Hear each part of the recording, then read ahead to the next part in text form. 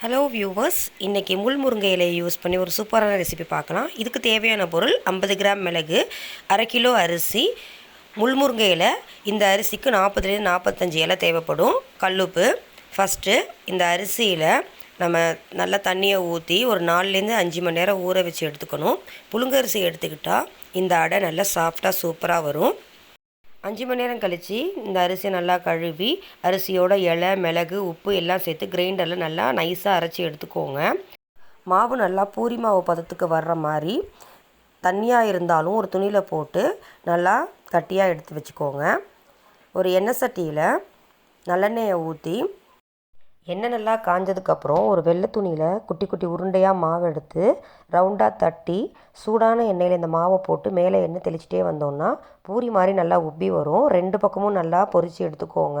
இதுக்கு சைட் டிஷ்ஷாக மிளகாத்தூளும் உப்பும் சூப்பர் காம்பினேஷனாக இருக்கும்.